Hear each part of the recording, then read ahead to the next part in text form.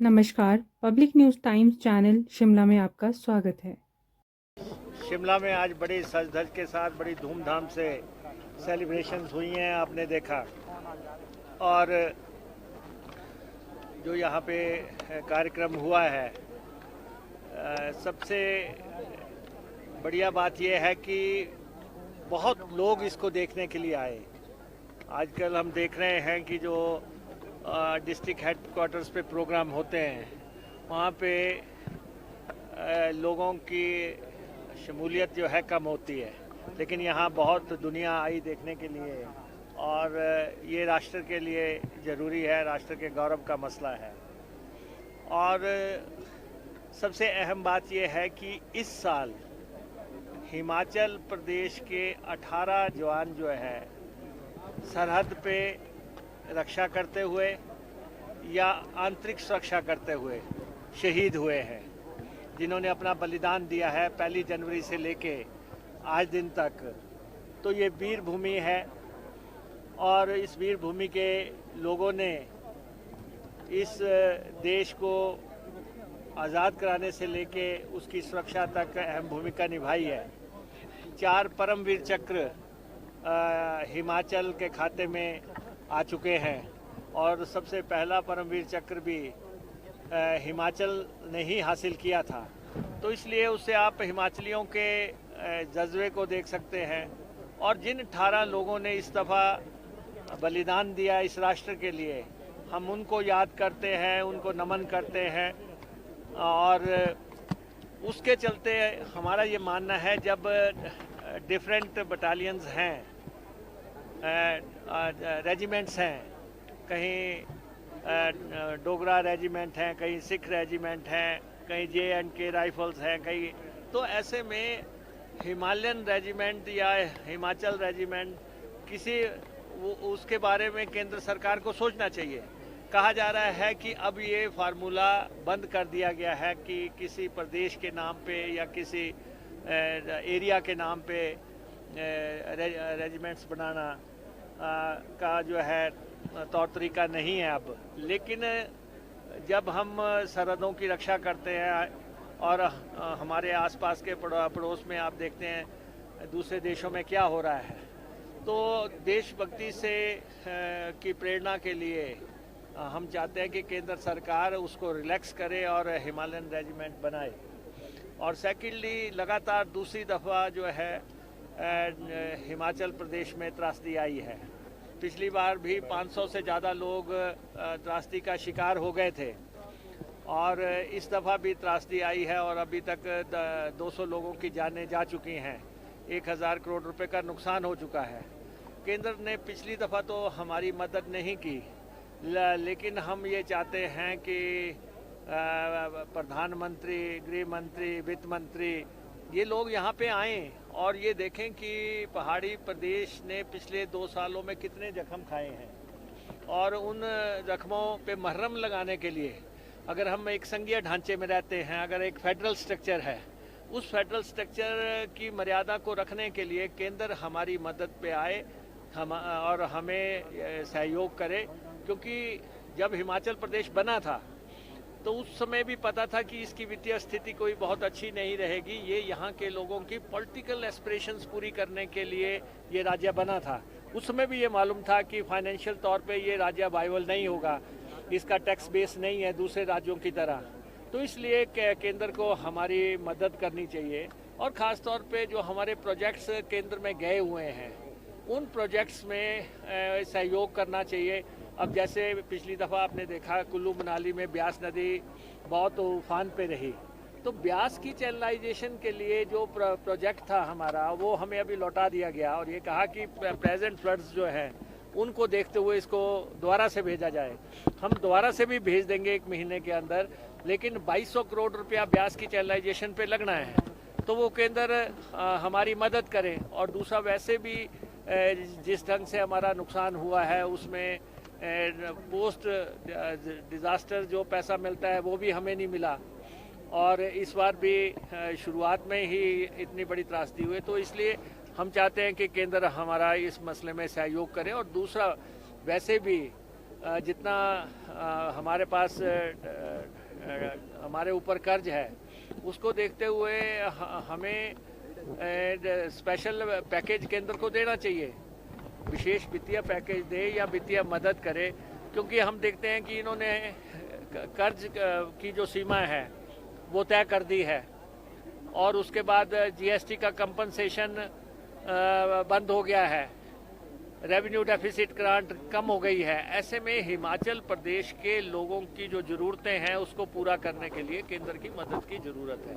तो ये नहीं, प्रधानमंत्री जी को आना चाहिए, पिछले साल भी आना चाहिए था, इस साल भी आना चाहिए और हमें जो मदद की दरकार है वो हमारे को मदद करनी चाहिए।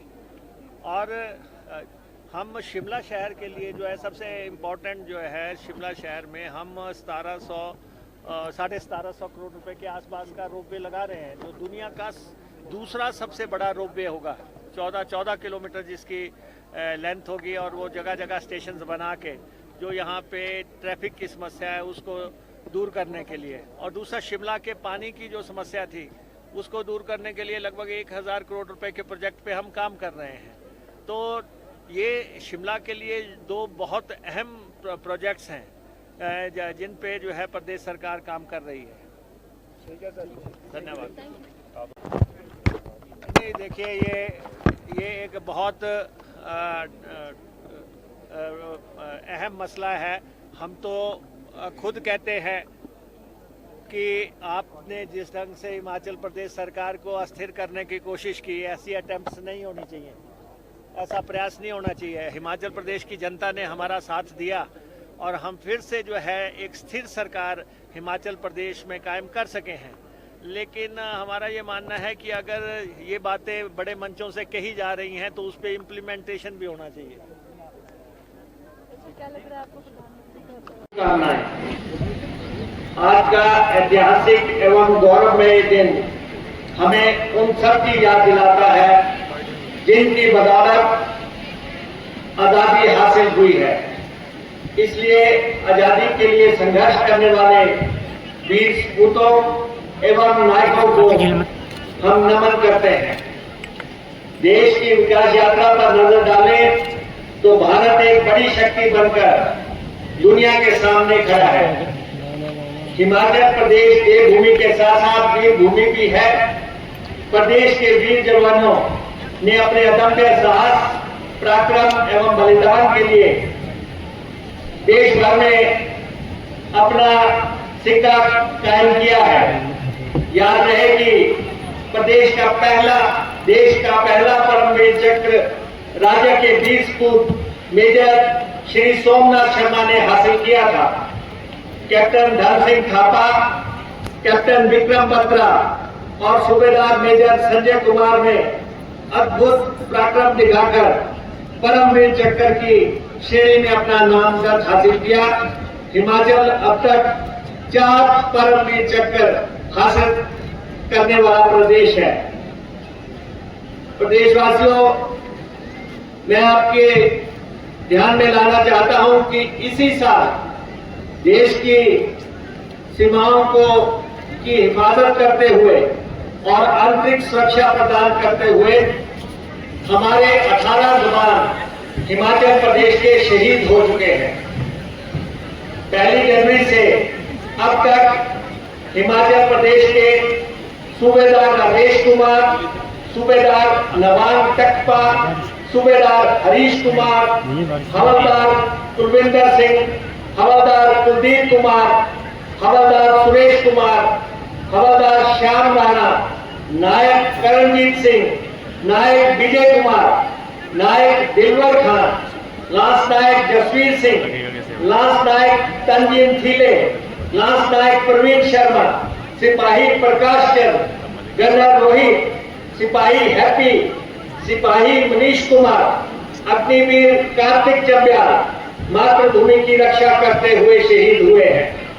हम इन सब की बहादुरी के आगे सिर झुकाते हैं और केंद्र से आग्रह करते हैं कि देश के प्रति जज्बा दिखाने वाले इस प्रदेश को ध्यान में रखते हुए अन्य राज्यों की तर्ज पर हिमालयन बटालियन खड़ी की जाए। इस साल स्वतंत्रता दिवस के महान पर्व से पूर्व प्रदेश में आई आपदा के कारण भयंकर मंजर देखने को मिला है। प्रदेश की नदियां लगातार उफान पर हैं और बादल फटने की घटनाओं ने लगातार दूसरे साल भी प्रदेश को झकझोर दिया है। राज्य में आई आपदा में इस मानसून में करीब 1000 करोड़ से अधिक का नुकसान हो चुका है।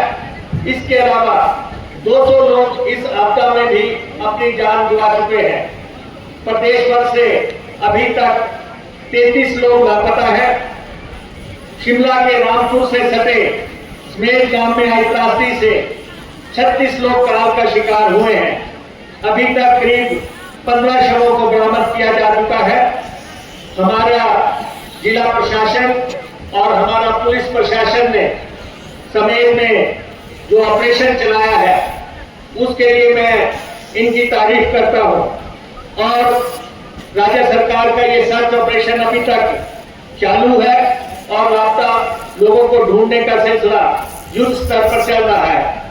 ऊना में हाल ही की बार में 14 लोगों ने अपनी जान गंवाई और एक औद्योगिक क्षेत्र पूरी तरह से तबाह हो गया है।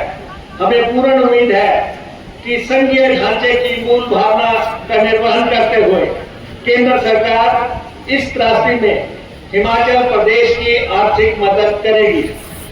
प्रदेश इस समय लगभग 95,000 करोड़ रुपए के कर्जे में है।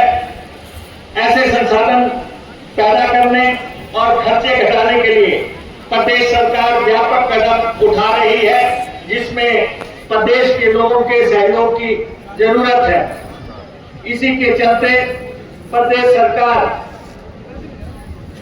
अपने वायदों को और अपनी गारंटियों को पूरी राजनीतिक इच्छा शक्ति से पूरा करने की भी वचनबद्धता जनता के सम्मुख रखती है। धन्यवाद। रोजाना ताज़ा खबरों के लिए जुड़े रहें public news times channel Shimla के साथ सभी सोशल मीडिया प्लेटफॉर्म पर। हमारे चैनल को लाइक, शेयर और सब्सक्राइब करें।